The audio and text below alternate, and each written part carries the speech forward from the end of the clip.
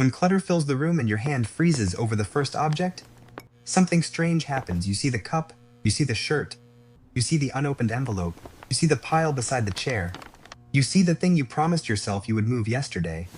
And still, you do not move. You just stand there, quietly, heavy, almost ashamed. Because the world has a cruel explanation for this. It calls it laziness. It calls it immaturity. It calls it a lack of discipline. It acts as if a messy home is a moral confession written across the floor. But what if that is too simple? What if the room is not proof that you failed? What if the room is a mirror of the mind? The inability to clean is rarely a lack of effort. Often it is a symptom of profound cognitive overload. A cluttered room does not just sit there. It signals. Every object becomes a tiny demand. The plate says, wash me. The paper says, decide about me. The laundry says, finish what you started. The open drawer says, you are behind. And the nervous system listens to all of it. Researchers have studied this exact dynamic. They found that women who described their homes as cluttered showed elevated cortisol levels, one of the body's primary biological markers of chronic stress. That matters. Because cortisol is not just a feeling, it is the body preparing for pressure. So the messy room becomes more than visual noise. It becomes a low, continuous alarm. The house is full of sound, even when nobody is speaking. And when the body is already bracing, cleaning can feel less like a simple chore and more like walking into the source of the alarm. For many people, the root of this paralysis is clear. Executive dysfunction is exactly what happens. When the mind knows the task, but cannot organize the bridge toward doing it, you pick up a shirt. That seems simple. But the shirt is not one task, it is a chain. Is it clean? Is it dirty? Does it still fit? Does it go in the drawer? Is the drawer already full? Should the drawer be reorganized first? And now the shirt has become a doorway into another room of decisions. Then you notice a book on the floor. You pick it up. You remember you meant to return a message. You unlock your phone. You see an old notification. You forget the book. Now, the shirt is still in your hand. The phone is awake. The room is unchanged. And your mind feels like it has dropped 3 different threads at once. This is why executive dysfunction and ADHD traits can make cleaning feel mechanically impossible. General psychological consensus connects working memory deficits, impulsivity, and poor time estimation with difficulty planning, starting, and completing tasks. Working memory is the mind's temporary work table, but clutter covers that table. So the brain keeps losing the next step, not because you do not care, because too many objects are asking to be processed at the same time. Then there is the profound heavy gravity of depression. Then there is the weight that nobody sees. The toothbrush by the sink, the dishes in the bowl, the clothes on the floor, the unopened curtains, small things, ordinary things, but under depression-y things, can feel as if they have gained physical mass. Clinical studies have linked physical clutter and disorganization with worsening depressive symptoms and lower psychological well-being. The room becomes an outer shape of an inner state. Not because the person wants chaos, but because the mind has lost access to the energy required for care.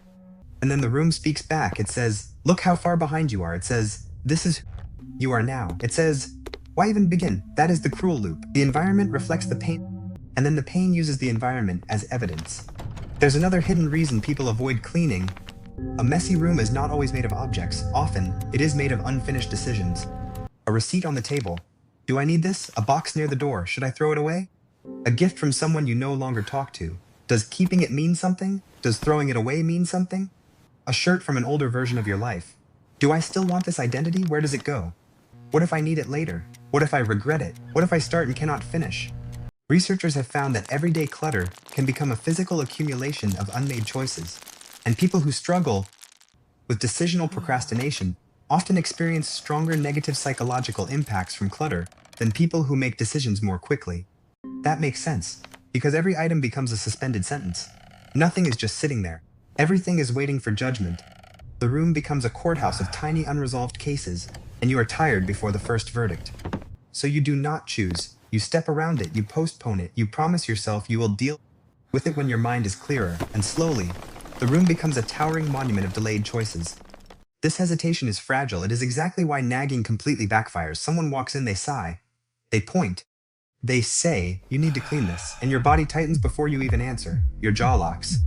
Your eyes look away. You know the room is messy. You knew before they said it. But now the task no longer feels like care. It feels like control. Self-determination theory helps explain this.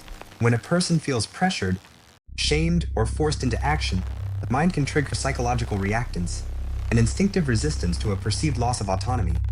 So the more someone pushes, the more the nervous system pushes back, not always out loud. sometimes silently, sometimes by freezing, sometimes by avoiding the room even harder. Sustainable change usually grows from intrinsic motivation, not humiliation. A person is more likely to return to the room when the first step feels chosen, small, and survivable. We must also draw a firm line. Everyday clutter is not the same thing as hoarding disorder.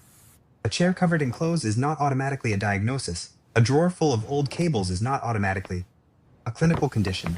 Clinical diagnostic criteria define hoarding disorder by extreme accumulation, persistent difficulty discarding possessions, and measurable psychological distress when letting items go. That distinction matters because shame often makes people use the harshest word for themselves before they understand what is actually happening. But clutter still has consequences, especially when the home becomes a permanent architecture of chaos for a developing brain. Large-scale research studies have found that growing up in a chaotic, highly disorganized home environment can impair a child's short-term memory, impulse control, and cognitive abilities needed for academic performance. A child does not only see the mess, they navigate it, they step over it, they search through it. They learn how uncertainty sounds. They learn how the house feels when nothing has a stable place. This is not said to create more guilt. It is said to create clarity, because compassion is not denial. Compassion is the ability to say, this behavior has a reason, and it still deserves care. Yet, messy environments are not universally bad. Experimental studies have found that disordered spaces can prime cognitive flexibility. People working in messy rooms have sometimes been more likely to choose novel options and generate creative ideas than people working in tidy rooms. There is something psychologically real about that. A perfectly ordered room can whisper, follow the pattern. A messy room can whisper, break it. So the goal is not sterile perfection. The goal is not becoming someone whose home never shows evidence of being lived in. The goal is safety, breathing room, a space where creativity does not have to become drowning. So where does this leave you? Maybe with less hatred for yourself, maybe with one object. Not the whole room, just one object, the cup, the shirt, the envelope, the thing your hand can touch, without collapsing under the whole architecture of the house. Experimental studies suggest that actual or even simulated cleaning after stress can reduce anxiety and improve cardiovascular reactivity by restoring a sense of control. That is important. Cleaning is not only about appearance, sometimes it is a message sent back to the nervous system. I can move one thing. I can choose one corner. I can lower the noise by one small note. You are not broken. You are not morally defective. You may be overloaded. You may be exhausted. You may be standing inside a room that has become too loud for your working memory to hold. Start gently. Start privately. Start without punishment. If you recognize yourself in these words, you are not alone. Consider subscribing to Minimalist Psychology for more explorations into the quiet psychology of our daily lives.